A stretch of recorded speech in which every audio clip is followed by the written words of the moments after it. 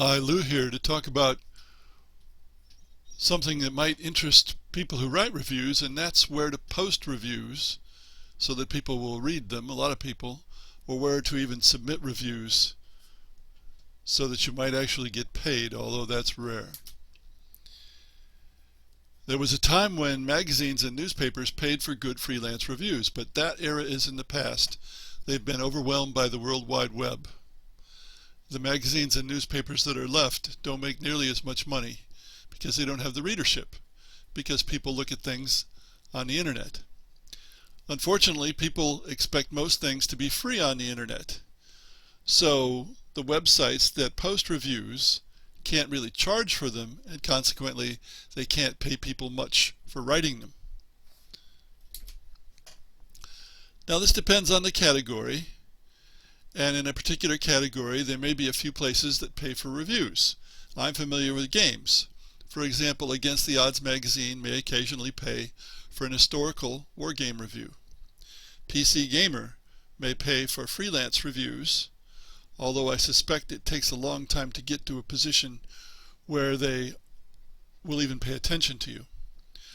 Most magazines with reviews, including PC Gamer, have their own staff write the reviews.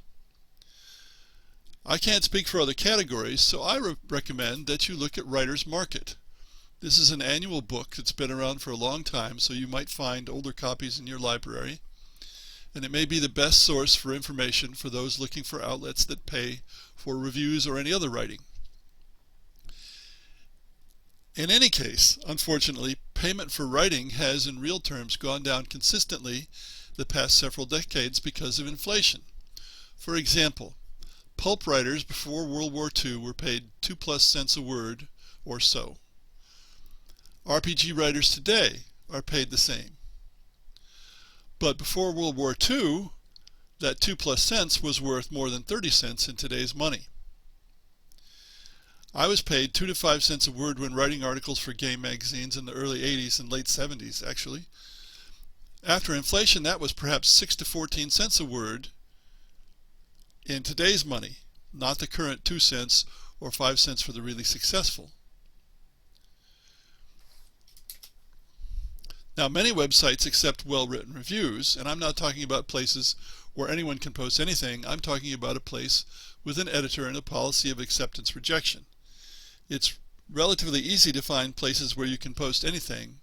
It's harder to find places where there's an editor, and of course those places tend to have a better reputation because they tend to offer a better product thanks to that editing. In games, tabletop games, but even video games, there are lots of reviews on Board Game Geek, RPG Geek, and Video Game Geek. These are not edited, but they get a lot of attention. Many of those reviews nowadays are video reviews, and the sites host those.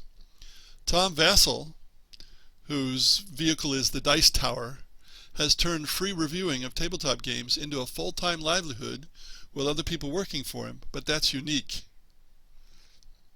I would not expect that to ever happen again, but who knows? So look around. If you want to become a reviewer for sites and magazines that might suit you. Thanks for listening.